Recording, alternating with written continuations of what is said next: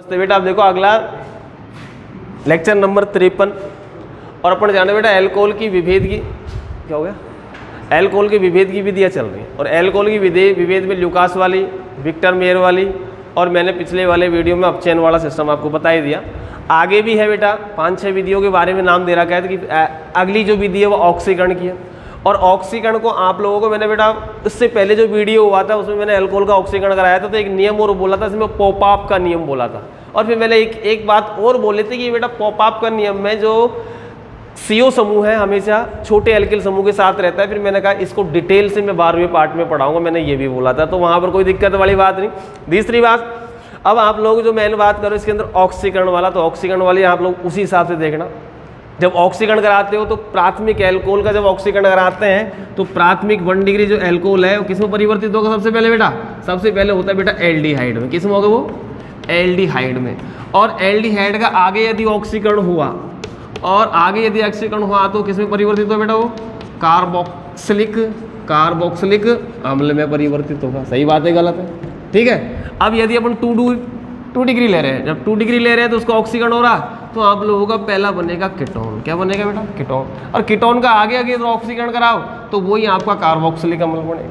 ठीक है, उसमें आपको ज़्यादा नहीं। तो मतलब 1 डिग्री से पहले एल्डिहाइड फिर कार्बोक्सिलिक अम्ल, लेकिन अपन समझना कि एल्डिहाइड बना है, ये समझ लो। सेकंड स्टेप 2 डिग्री से क्या बनेगा? कीटोन। और यदि आपने 3 डिग्री एल्कोहल ले लिया तो वहाँ पर किसका निर्माण होने वाला है बेटा?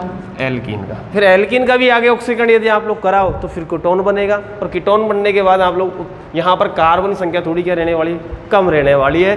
तो ये वाला सिस्टम है। तो मैंने आप लोगों को आपको शायद वीडियो नंबर जो लेक्चर नंबर 51 है 51 में ये रिएक्शन कराइए, तो वहीं से आप लोग इसको देखोगे और आप लोग इसको विभेद की विधि को लिखना है। समझ भाई? फिर अगली जो विधि है इसके अंदर ये है आपकी चौथी विधि, 1 2 3 4 5, और उसके बाद 5वीं विधि के अंदर है आप लोगों का एस्टरीकरण। और एस्टरीकरण मैंने आपको बताया कि बेटा जब कार्बोक्सिलिक अम्ल की क्रिया अपन जब अल्कोहल के साथ कराते हो तनु अम्लों की उपस्थिति में तो एस्टर का निर्माण होता है।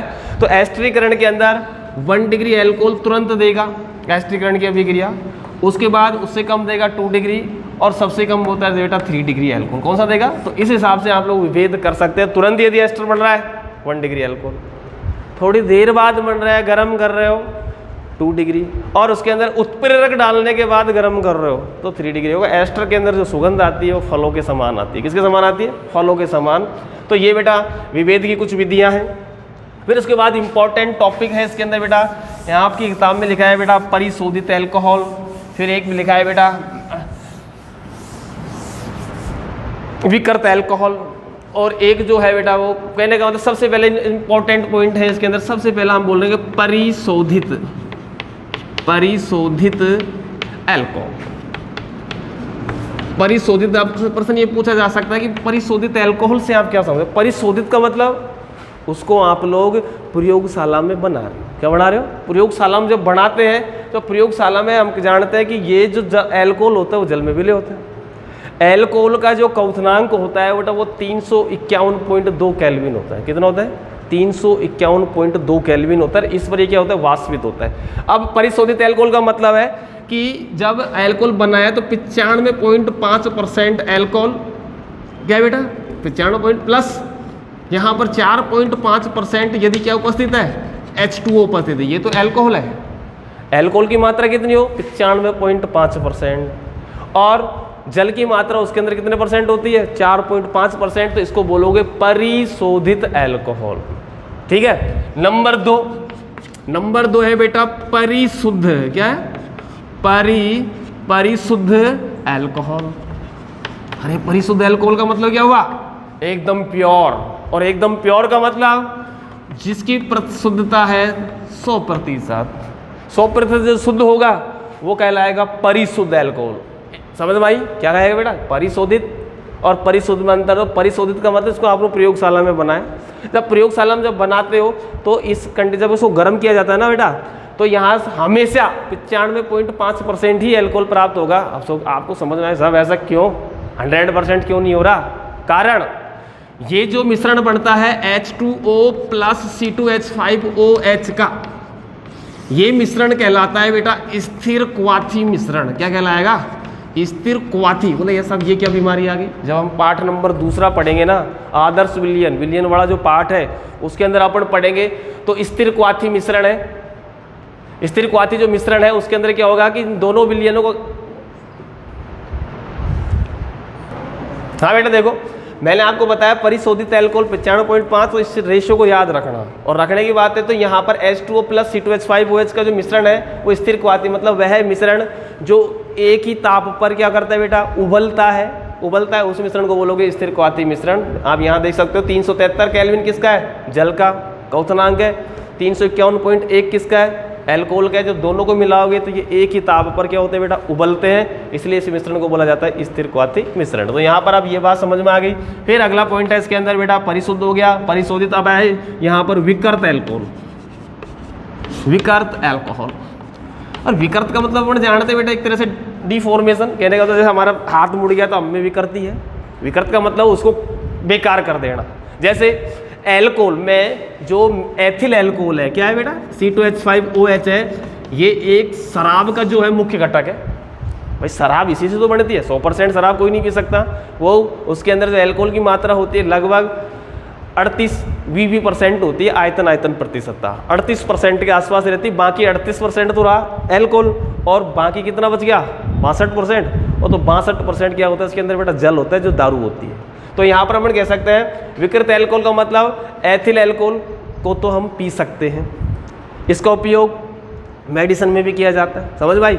लेकिन इसके अंदर यदि आप 1% CH3OH अर्थात मेथेनॉल, या आप लोग इसके अंदर C5H5N अर्थात प्रीडिन को यदि अपन मिला दें, C5H5N प्रीडिन को यदि मिला दें तो ये वाला जो एल्कोहल है पीने योग्य नहीं रहता। अब ये पीने योग्य नहीं है, पीने योग्य नहीं रहता, आपकी किताब में रहता है यह पीने अयोग्य हो जाता है, ये लिखा हुआ है देखना। तो यहाँ पर एथिल एल्कोहल में 1% डालोगे और डालने के बाद क्या होगा, ये कोई काम का नहीं है, अर्थात इसको पी नहीं सकते, इसका इस्तेमाल आप वार्निश, पेंट या कुछ में भी कर सकते हो, ठीक है। तो ये बोलेंगे आप लोग, क्या बोलोगे इसको, एथिल एल्कोहल। और इसमें जब एथिल एल्कोहल में 1% मेथिल एल्कोहल या प्रीडिन मिला देते हैं तो उसका जो पीने का जो सिस्टम है ना वो खत्म हो जाता है, इसको बोलोगे विकृत एल्कोहल। क्या बोलोगे, विकृत। अब इसके अंदर अगला पॉइंट, अगला है बेटा पावर एल्कोहल। पावर एल्कोहल का मतलब ऐसा नहीं है कि इस एल्कोहल को पीने से एकदम आदमी में पावर आ जाती है, ऐसा कोई एल्कोहल नहीं है। पावर का मतलब धक्का मारने वाला, धक्का मतलब यदि एल्कोहल के अंदर ether plus benzene plus petrol और प्लस अपन ने यहाँ पर एथिल एल्कोहल और लिख देता हूँ बेटा। आपने पेट्रोल पंप पे जाते हो, हाई स्पीड पेट्रोल है, हाई स्पीड पेट्रोल का मतलब यही होता है। और ये जो पेट्रोल है इसकी जो क्नॉकिंग पावर है, ठीक है बेटा, मतलब एक तरह से अटैक करने की जो क्षमता है वो बहुत ही कम। तो यहाँ पर ये ether plus benzene plus petrol plus alcohol का जो मिश्रण होगा उसको पावर एल्कोहल बोलोगे। कोई दिक्कत है तो आपसे छोटी छोटी बात पूछ सकता है, परिशुद्ध एल्कोहल क्या है, परिशुद्ध में क्या बताओगे, 100% शुद्ध एल्कोहल को परिशुद्ध एल्कोहल बोलोगे, ठीक है। बोले परिशोधित एल्कोहल क्या है, तो इस चीज़ को ध्यान में दिमाग में बैठाना। परिशोधित का मतलब है प्रयोगशाला में बनाया है, इसको जो बनाया है तो उस कंडीशन के अंदर वो उबला है, और उबला है तो जल के साथ था स्थिर क्वाथी मिश्रण है, तो वहाँ पर 95.5% एल्कोहल प्लस 4.5% जल है, तो उसको बोलोगे परिशोधित एल्कोहल। फिर विकृत एल्कोहल, एल्कोहल का उपयोग पेय पदार्थों में किया जाता है, अर्थात दारू के रूप में किया जाता है, मतलब ये है। और जब इस एल्कोहल में 1% आप लोग मेथिल एल्कोहल या फिर प्रीडिन डालोगे तो ये पीने अयोग्य हो जाता है, मतलब ये कोई काम का नहीं है, पी नहीं सकते इसको, काम का तो है, पी नहीं सकते, तो इसको बोलोगे विकृत एल्कोहल, ठीक है। और यहाँ पावर एल्कोहल का मतलब है ether plus benzene plus petrol plus alcohol का जो मिश्रण होगा, यहाँ पर अनुपात नहीं लिखना कितना %, इससे मतलब नहीं है। तो ये जो है मोटर वाहनों में ईंधन के रूप में प्रयुक्त किया जाएगा, तो इसको बोलोगे पावर एल्कोहल। तो बेटा मोटी सी बात, छोटी छोटी सी बात है, कई बार एक एक नंबर में छोटी छोटी सी बात पूछ सकता है, ठीक है। तो आप इस चीज़, थोड़ा कन्फ्यूजन यहाँ होता है बच्चों को परिशोधित और परिशुद्ध में, बस परिशुद्ध का मतलब एकदम प्योर, एकदम प्योर 100% वाला परिशुद्ध कहलाएगा, ठीक है बेटा। अगला पॉइंट, इस एल्कोहल के अंदर कुछ औद्योगिक महत्व के एल्कोहल है, और औद्योगिक महत्व के एल्कोहल के अंदर बेटा आप लोग मेथिल एल्कोहल है, एथिल एल्कोहल है, और ग्लिसरॉल है या फिर एथिलीन ग्लाइकोल है उसके बारे में, या उनको आप लोग क्या क्या कह सकते हो, कहने का मतलब नंबर वन आप लोगों का बेटा CH3OH, और CH3OH है तो सबसे पहले इसको हरी लकड़ियों के भंजक आसवन से प्राप्त किया था, तो इसलिए इसका नाम जो है वो कास्ट स्प्रीट भी है। क्या है बेटा इसका नाम? कास्ट स्प्रीट, इसको कास्ट स्प्रीट बोलोगा। मैथिल एल्कोहल सामान्य नाम है, मेथेनॉल इसका IUPAC नाम है, ठीक है। दूसरी बात, औद्योगिक रूप से इसको किस प्रकार से बनाया जाता है, अपन जानते हैं एक बात बेटा, CO+H2, CO+H2 का जो मिश्रण, CO का मतलब कार्बन मोनोऑक्साइड लिखा है मैंने, ये CO+H2 का जो मिश्रण होगा, आप लोगों ने पाठ नंबर 11 P ब्लॉक 11वीं के अंदर पढ़ा, जिसमें आप लोगों ने उत्पादक गैस, प्रोड्यूसर गैस के बारे में N2+CO और CO+H2 को वाटर गैस बोला था। वाटर गैस सिन गैस के नाम से भी जाना गया था, और CO+H2 का जो मिश्रण है उसको जल गैस बोलते हैं हिंदी में। क्या बोलेंगे इसको? जल गैस। और ये कार्बन के दहन से प्राप्त किया था, ठीक है बेटा। अब यहाँ पर CO+H2 का जब मिश्रण लोगे तो धातु ऑक्साइड जैसे Cr2O3, ठीक है बेटा, या अपन कह सकते हैं ZnO या Zn2O, जो भी है आप लोग ले लेना, इनका लोगे और लगभग यहाँ पर आपको करना है बेटा उच्च तो दाब करना है, और उच्च ही क्या करना है बेटा? ताप करना है। ताप में आपको 573 से ऊपर ही लेना है, लगभग 673 के आसपास रहेगा, 573 से 673 का, ठीक है बेटा। और दाब जो रहेगा वो लगभग 200 ATM रहेगा, अर्थात 200 वायुमंडलीय दाब रहेगा, इतना आपको लगाना है। मतलब ताप 573 से 673 रखना और दाब आप 200 वायुमंडल रखोगे तो आपका यहाँ जो यौगिक प्राप्त होगा वो होगा बेटा मैथिल एल्कोहल। क्या होगा? और मैथिल एल्कोहल है तो इसको संतुलित आप लोग कर लोगे। कितने जल के अणु का हाइड्रोजन कितने काम आए बेटा? 3 और 1 4, तो यहाँ लगा दे 2H2 काम हो गया। तो इसको बोलोगे आप लोग कास्ट स्प्रिट, ये इसकी औद्योगिक विधि है। और विधि के बाद इसके कुछ गुण धारा में कहने का इसका उपयोग किसमें किया जाता है, तो आपकी किताब में लिखा हुआ है मुख्य रूप से पेंट, वार्निश, फलाना ठिकाना, समझ में आ रही है, तो आप लोग उसको देख लेना। मेन बात आपसे ये पूछेगा कि मैथिल एल्कोहल बनाने की औद्योगिक विधि लिखो, तो ये औद्योगिक विधि है। आप लोग ऐसे नहीं कि मैथिल एल्कोहल आप दूसरी विधि से बना सकते, औद्योगिक जो है उसी को, क्योंकि औद्योगिक रूप से इसी रूप से इसको बनाया जाता है जल गैस की सहायता से, ठीक है बेटा। अगला इसके अंदर जो टॉपिक बनता है और वो है बेटा CH3CH2OH। और CH3CH2OH का नाम है बेटा, एक तरह से हम कह सकते हैं इसको जो बनाया जाता है मुख्य रूप से कार्बोहाइड्रेट है, स्टार्च है, उसके किण्वन से बनाया जाता है, फर्मेंटेशन बनाया जाता है। अब किण्वन का मतलब क्या होता है? किण्वन का मतलब होता है बेटा, जैसे मैं आपको बताऊंगा, पहले तो इसको देखो, इसका नाम आप जानते क्या नाम है बेटा इसका? एक जिस नाम को आप देखो अन्न एल्कोहल भी बोलोगे इसको। अन्न एल्कोहल क्यों बोला?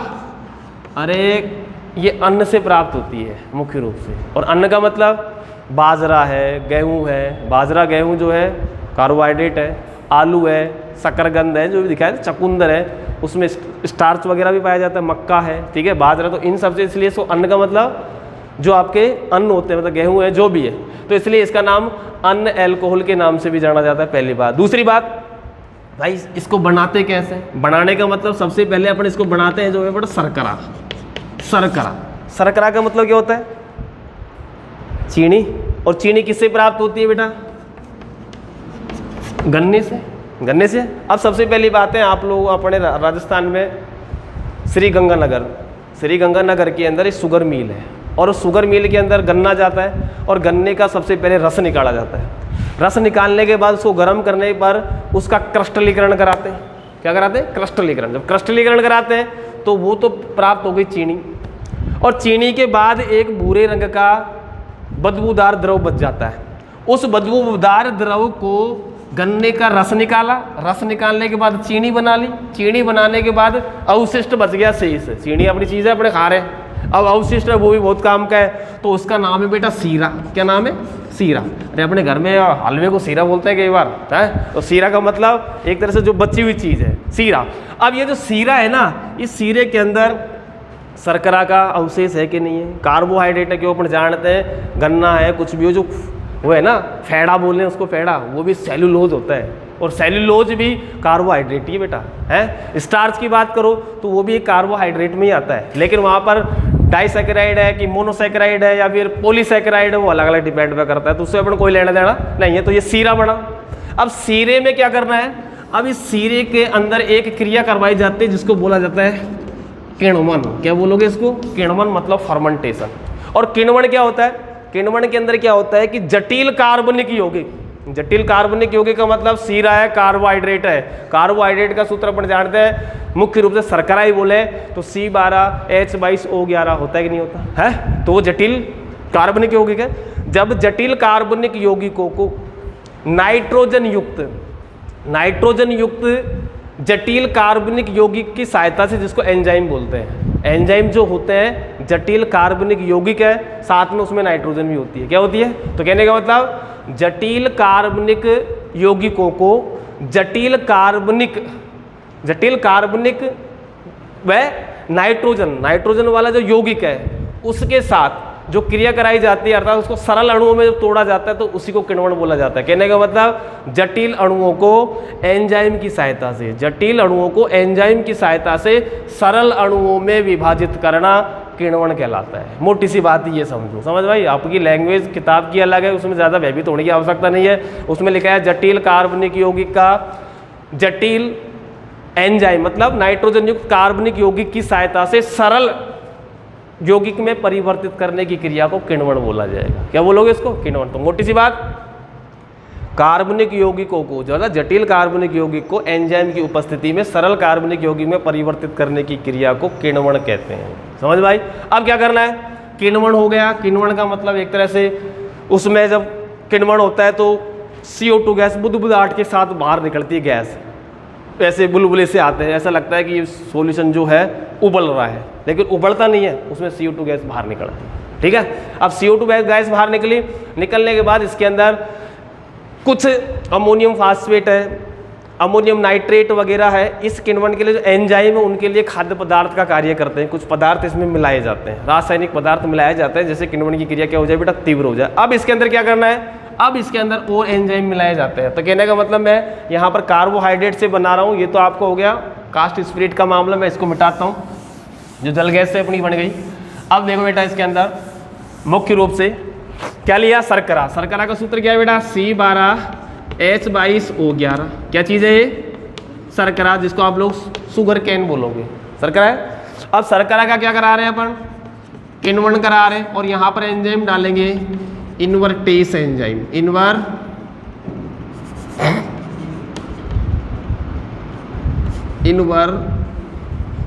ऐसे करके इन्वर्टेस एंजाइम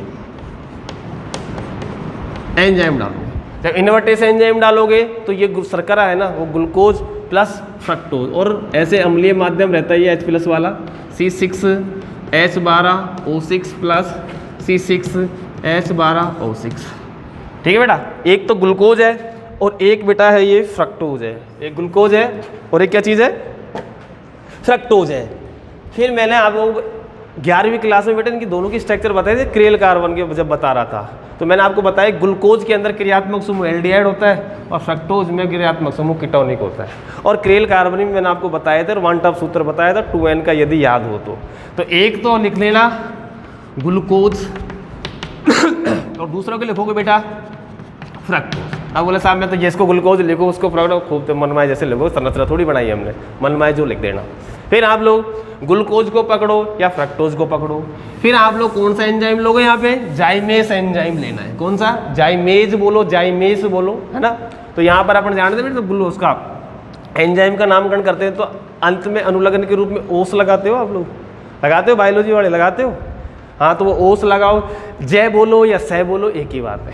तो यहाँ पर अगली बात करें तो अपने क्या लिया, C6H12O6, तो ये अपने ले लिया ग्लूकोज। क्या ले लिया? ग्लूकोज। अब ग्लूकोज की बात करें तो अपन क्या लेंगे यहाँ पर, कौन सा एंजाइम, जाइमेस एंजाइम या जाइमेज लिखो, कोई दिक्कत नहीं।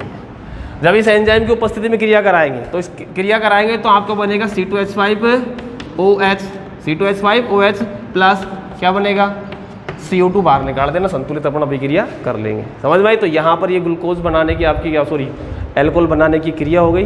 दो दारू का निर्माण होता है ना गंगानगर शुगर मिल के अंदर, वो ऐसे ही होता है। कच्ची दारू बनती है, खेतों में बनाते हैं, लोग बनाते हैं, तो वो भी ऐसा ही होता है। लेकिन वहाँ पर काम लेते हैं क्या, सेल्यूलोज लेते हैं, जैसे बोला बोड़ी के छील के ले लिए है ना, लेते नहीं लेते, उनको सुखाना, कुछ भी करना है, कुछ बात सुनेगा तो होता है ना वास, तो वो सिस्टम वैसा ही होता है। उसके अंदर पहले इसका फर्मेंटेशन कराते हैं, कई बार बोलते हैं इसको कूड़े करकट में कहीं गाड़ देते हैं उसको, जहाँ पर CO2 या O2 की मात्रा मिले ही नहीं। यदि अधिक मात्रा में O2 आ गई ना तो ये एल्कोज और एल्डिहाइड में, और एल्डिहाइड कार्बोक्सिलिक अम्ल में परिवर्तित खट्टू स्वाद आ जाएगा इसके अंदर।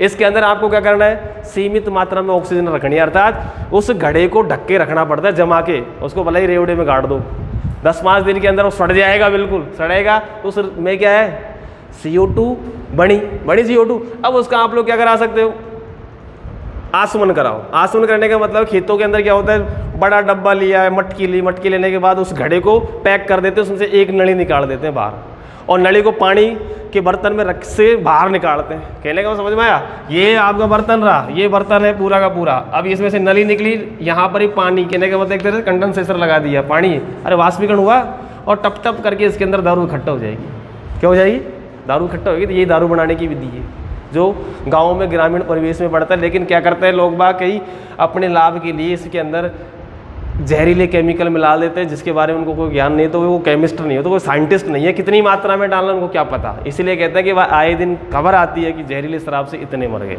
कारण हो सकता है कि मेथिल एल्कोहल बन गया, और 1% भी मेथिल एल्कोहल यदि बन गया अंधा, और ज़्यादा पी लिया तो राम नाम सत्य हो गया। समझ में आ रही बात? तो बेटा ये सिस्टम है आप लोगों का। इन्वर्टेस एंजाइम लेना, जब शर्करा लो, ग्लूकोज फ्रक्टोज बनाओगे, और फिर ग्लूकोज की क्रिया जाइमिस एंजाइम में कराओगे, तो आपका क्या बन जाएगा, एल्कोहल प्लस CO2 बन जाएगा। ठीक है बेटा, ऑक्सीजन लेना है यहाँ पे प्लस करके, ऑक्सीजन कितनी आ गई, 2, और कितनी आ गई बेटा और क्या रह गया अपना, कुछ रह गया तो इसमें से।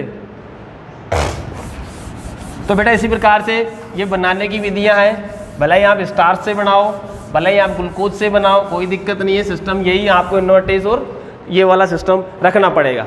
तो ये बेटा औद्योगिक विधि। इसके कुछ से और हैं, जैसे एथिलीन ग्लाइकोल है जिसका, और फिर इसके बाद एक ग्लिसरॉल भी है जिसका उपयोग मुख्य रूप से बेटा टूथपेस्ट है, शेविंग क्रीम है ना, शेविंग क्रीम अपन कहते हैं बाजार से लाते हैं, तो शेविंग क्रीम कितनी गर्मी हो कुछ भी हो तो गीली गीली सी रहती है, अर्थात वो आर्द्रता ग्राही होता है। तो ग्लिसरीन वगैरह डालते हैं, तो सौंदर्य प्रसाधन जितने कॉस्मेटिक सिस्टम होते हैं उनमें ग्लिसरीन वगैरह का इस्तेमाल किया जाता है ताकि नमी बनी रहे, और वो क्या होता है ना, आर्द्रता ग्राही होता है। तो कहने का मतलब ये आप लोगों का बेटा एल्कोहल वाला चैप्टर का सिस्टम खत्म हुआ।